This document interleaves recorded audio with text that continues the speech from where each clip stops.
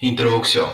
Hace muy poco tiempo que el hombre cuenta su historia, examina su presente y proyecta su futuro sin contar con los dioses, con Dios, con alguna forma de manifestación de lo divino. Y, sin embargo, se ha hecho tan habitual esta actitud que aún para comprender la historia de los tiempos en que había dioses, necesitamos hacernos una cierta violencia. Pues la mirada con que contemplamos nuestra vida y nuestra historia se ha extendido sin más a toda vida y a toda historia. Y así solamente tomamos en cuenta el hecho de que en otro tiempo lo divino ha formado parte íntimamente de la vida humana. Más claro está que esa intimidad no puede ser percibida desde la conciencia actual. Aceptamos la creencia, el hecho de la creencia, pero se hace difícil revivir la vida en que la creencia era no fórmula cristalizada, sino viviente hálito que en múltiples formas indefinibles, incaptables ante la razón, levantaba la vida humana, la incendiaba o la adormía, llevándola por secretos lugares, engendrando vivencias cuyo eco encontramos en las artes y en la poesía, y cuya réplica tal vez ha dado nacimiento a actividades de la mente tan esenciales como la filosofía y la ciencia misma. Solo los arriesgados novelistas o los ambiguos pensadores se han adentrado, imaginándola desde su particular perspectiva, en aquella vida vívida bajo la luz y la sombra de dioses ya idos. Y en cuanto a nuestro Dios, se le deja estar, se le tolera. Y así pasamos de largo, confinándolos en un nombre ante fenómenos de la más honda significación, considerándolos como un hecho y cuanto más, buscando su explicación en las causas que nuestra mente actual estima como las únicas reales, las únicas capaces de reproducir cambios, causas económicas o específicamente históricas. Pero ¿qué es lo histórico? Tendríamos, ante todo, que preguntarnos. Y eso es justamente lo que hoy nos preguntamos, con más ansias que ninguna otra cuestión. ¿Qué es lo histórico? ¿Qué es lo que a través de la historia se hace y se deshace, se despierta y se aduerme? Aparece para desaparecer. ¿Es algo siempre otro? ¿O algo siempre lo mismo bajo todo acontecimiento? Ha sido Hegel quien precisó antes que la pregunta, la respuesta. Historia como una vicisitud necesaria, inexorable del espíritu. Y no fue el filósofo racionalista, sino el cristiano anhelante de razones filosóficas, de ver desplegadas en razón su fe inicial, quien le llevó a su idea de que es el espíritu quien se despliega en la historia, quien se manifiesta, se niega y se supera, realizándose. El cristiano exigente de que toda la realidad viniera a estar justificada por el espíritu creador. La realidad no podía ser la naturaleza creada y hecha de una vez para siempre, sino esa otra de la que el hombre es portador, de la que el individuo es máscara que la expresa y al par la contiene. Máscara que se sacrifica recitando su parte para caer después.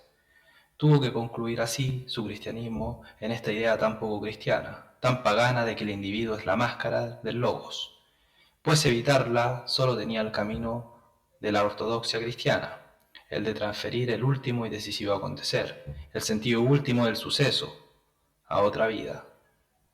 Y al no ser así, no se ofrece a la mente otro camino que el de la descalificación del individuo en máscara, actor de la historia, y que sea ella, la historia, la depositaria de sentido. Esta situación que Hegel llevó a su extremo es la más clara expresión de la tragedia humana, de la tragedia del humano, no poder vivir sin dioses. Tomemos ahora este término, dioses, en el sentido elemental de una realidad distinta y superior al humano. El cristianismo había transferido a otro mundo el sentido último de la vida individual, el reino de Dios, esperado como algo inminente e inmediato entre los primeros cristianos. Tuvo que ser transferido a otro mundo, y la ciudad de Dios establecida en lo invisible. La ciudad de los hombres se seguiría edificando en el Valle de Lágrimas, y hasta el César había de ser aceptado como príncipe de este mundo, en tanto que no tocara a la comunidad de los súbditos de la invisible y divina ciudad. Naturalmente que esta situación hubo de cambiar cuando adivinó el triunfo del cristianismo. y sufrir modificaciones en cuanto a sus pretensiones frente a este mundo. El cristianismo filosófico totalizado por la filosofía racionalista en Hegel, ya en el otro extremo del arco, se abismó en el gigantesco intento de absorber dentro de sí el acontecer y la ciudad de este mundo, y así vino a divinizar la historia que para el hegeliano ocupa el lugar de lo divino, ese lugar cualitativamente distinto de la realidad humana y de la natural, ya que en el momento histórico en que vivió Hegel lo natural ya había sido desentrañado de lo humano objetivado. Hegel, en el momento en que apareció, ofrece una gravedad extrema, que nada puede borrar. La vida europea no admitía límites y se creía, el propio Hegel más que nadie, haber llegado a la madurez de los tiempos, al momento en que todos los enigmas han sido descifrados y el camino aparece libre. Solo falta recorrerlo y por ello la acción necesaria, la única, será mostrarlo y descubrirlo.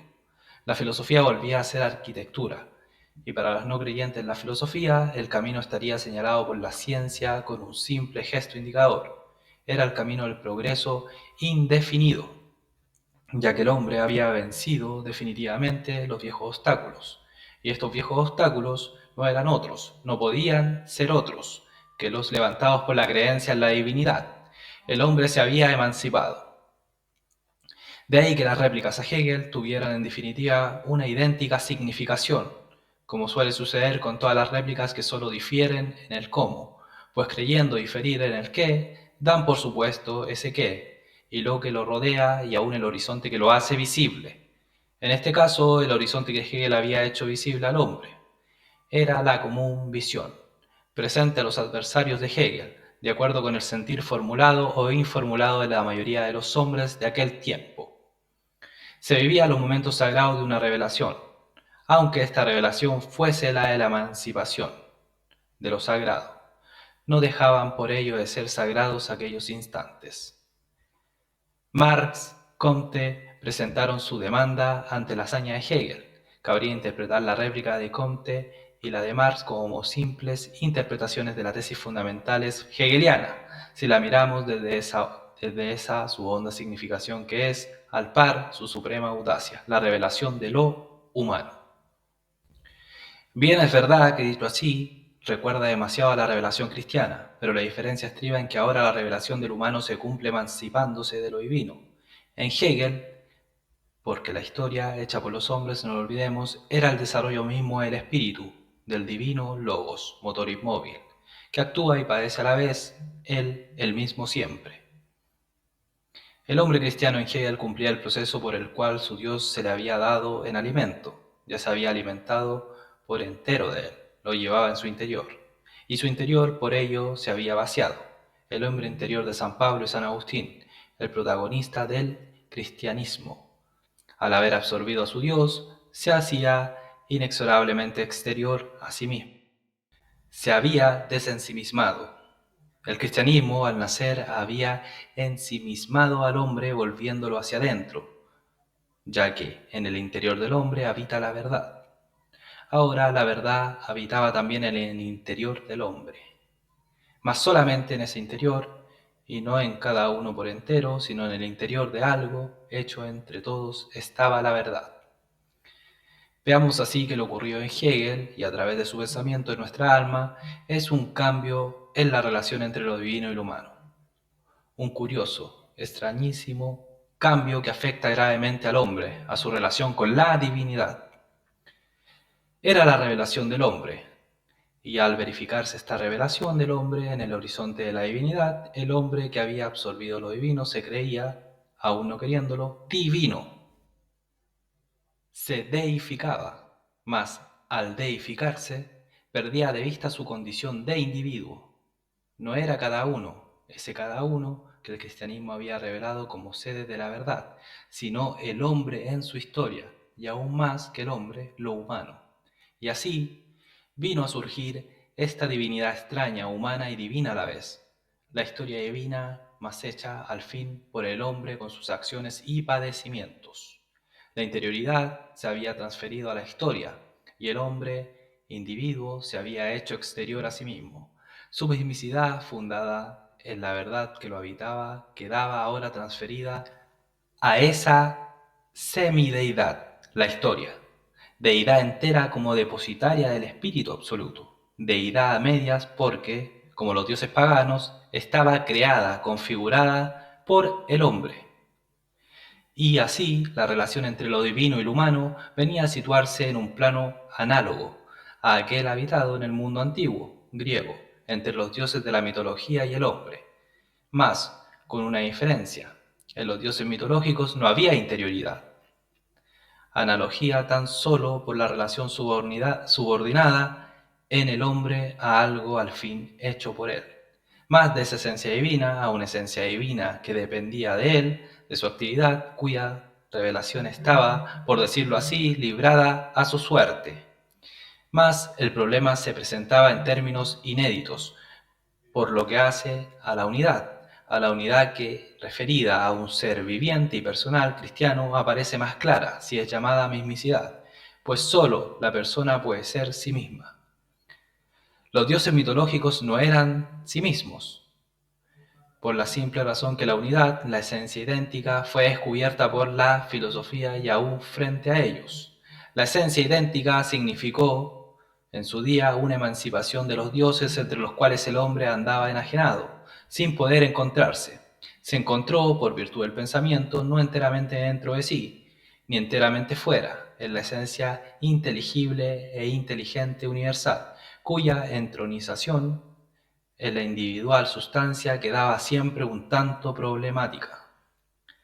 Bajo el cristianismo, la unidad en el hombre había llegado a ser suya propia, en el infierno o en el cielo, sobre la tierra era y será siempre el mismo, aunque podía olvidarse de ello, y el olvido de nada le valdría. Lo divino fuera de él reposaba en su misteriosa unidad desplegada en tres personas, uno y múltiple. Lo divino era de tal condición que podía entrar en todos y cada uno de los hombres, sin dejar de estar en sí, pues estaba en todas partes como el Dios de Platón y de Aristóteles, mas dentro del hombre en modo bien distinto, y así no tendría que desprenderse de lo que en su ser era no divino, no inteligente, sino que todo ello vuelto en unidad sería eternamente uno y sin disolución, en una unidad propia indestructible. El cristianismo descubre en el hombre una unidad propia, no adventicia ni fugitiva, unidad engendrada más allá del comienzo visible de su vida, de la actualidad de su ser. La idea de sustancia heredada de la filosofía griega pareció convenir a este género de unidad subsistente. La emancipación de lo divino, que aparece en el pensamiento de Hegel, lleva al ser humano a una extraña situación, pues se ha emancipado de lo divino heredándolo, mas de un modo tal que como individuo solo será efímero portador de un momento, obrero, cosa que tal vez percibiese Marx, obrero de la historia, ante la cual, a la manera de siervo antiguo, no puede alzar la frente. Tal sumersión del ser humano, de su unidad en el devenir, fue formulada no con resignación, sino con entusiasmo. El entusiasmo venido por dejarse penetrar la intimidad por un Dios nuevo o por una nueva versión de lo divino. Entusiasmo también por exteriorizarse, por soltar la carga de la intimidad y hacerse exterior a sí mismo. Mientras la historia se interiorizaba, adquiría intimidad al ser expresión del espíritu. El individuo se exteriorizaba, llevando por entusiasmo el sentirse participar de un Dios en devenir, en una unidad divina que se está haciendo. Tal entusiasmo dice que el suceso que lo despierta es de índole religiosa. Un cambio ha habido en la relación del hombre con la divinidad que le ha acercado a lo divino de un modo inédito. Y este entusiasmo no quedó abolido en las réplicas anti-hegelianas, excepto en Kierkegaard. Como una onda fue ganando en amplitud hasta llegar al mismo corazón de la masa anónima. Comte es portador de ese mismo entusiasmo, un tanto más mesurado. Su filosofía solo comienza después de esa destrucción de la antigua situación religiosa. Su acción es igualmente emancipadora y por ella la revelación del hombre queda aún más netamente dibujada. Se trata de una nueva religión sin Dios, de la religión del humano, y el humano ha ascendido así a ocupar el puesto de lo divino. Al abolirse lo divino como tal, es decir, como trascendente al hombre, él vino a ocupar su sede vacante. Tal acontecimiento, el más grave de cuantos puede haber conmovido los tiempos actuales, se ha expresado con toda claridad en la filosofía, idealismo alemán, positivismo francés, marxismo, hasta llegar al materialismo inclusive. Entremezclado con la poesía aparece fulgurante Nietzsche, y en él se verifica el más trágico acontecimiento que el hombre le haya acaecido, que al hombre le haya acaecido, que es, en su soledad emancipada, soñar con dar nacimiento a un Dios nacido de sí mismo en la desolación de lo demasiado humano.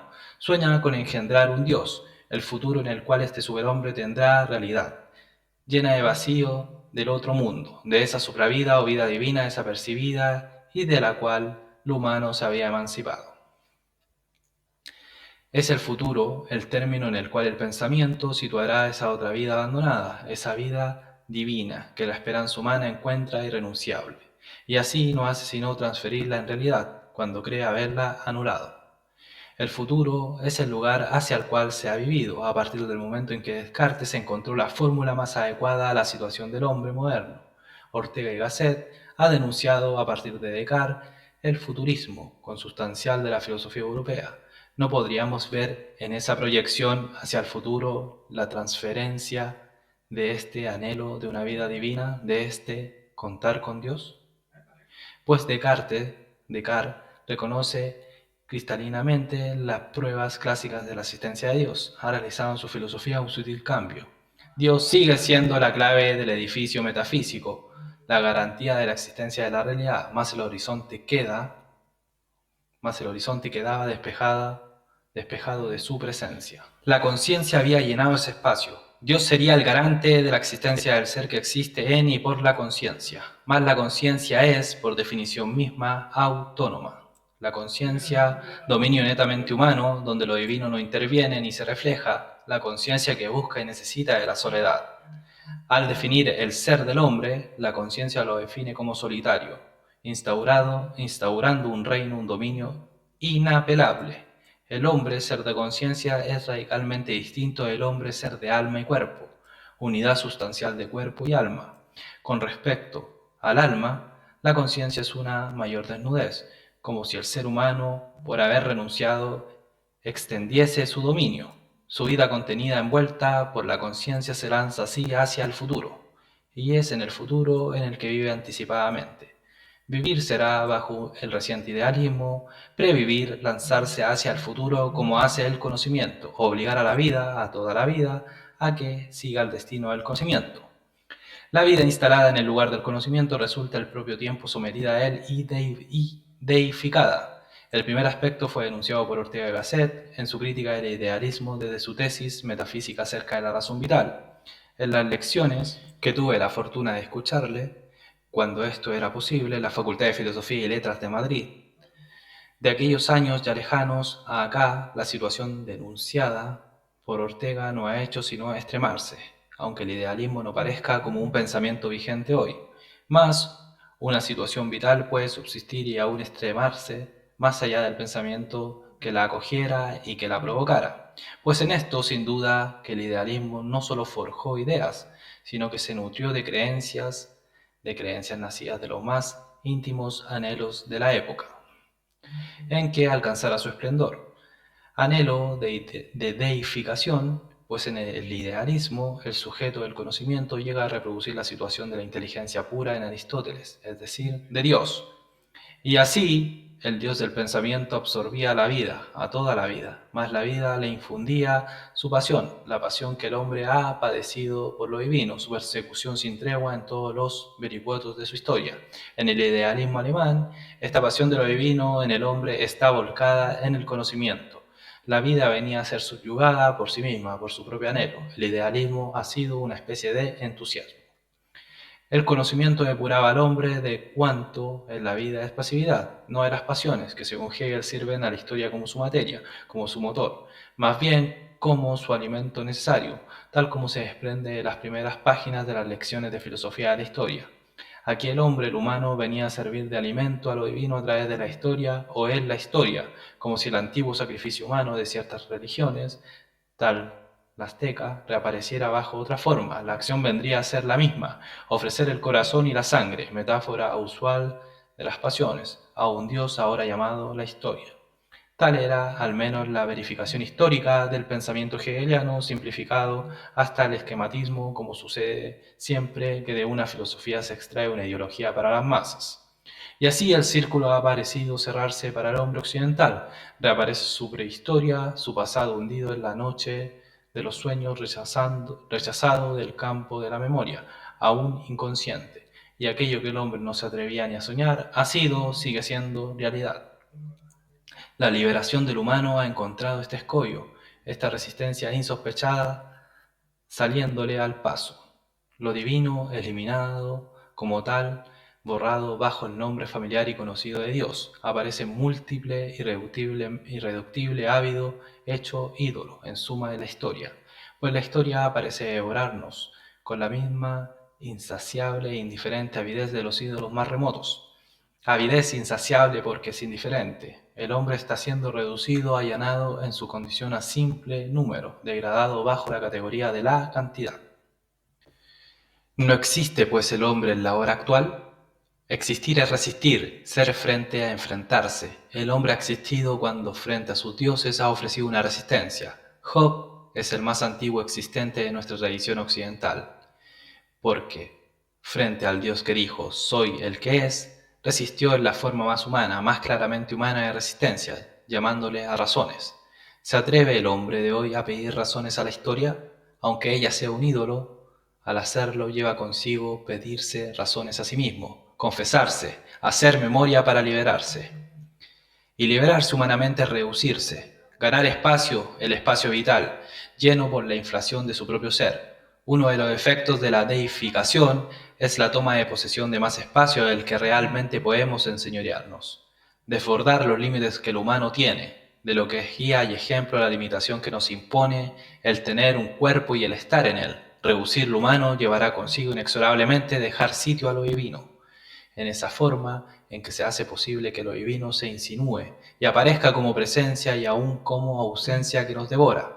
La deificación que arrastra por fuerza la limitación humana, la impotencia de ser Dios, hace que lo divino se configure en ídolo insaciable, a través del cual el hombre sin saberlo devora su propia vida, destruye él mismo su existencia. Ante lo divino, verdadero, el hombre se detiene, espera, inquiere, razona. Ante lo divino, extraído de su propia sustancia, queda inerte, porque es su propia importancia de ser Dios la que se le presenta y representa, objetivada bajo un nombre que designa tan solo la realidad que él no puede eludir.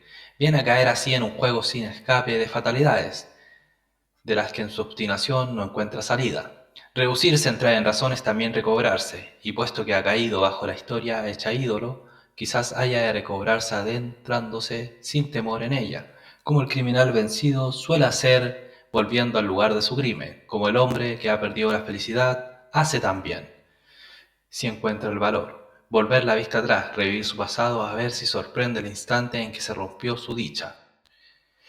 El que no sabe lo que le pasa hace memoria para salvar la interrupción de su cuento, pues no es enteramente desdichado el que puede contarse a sí mismo su propia historia.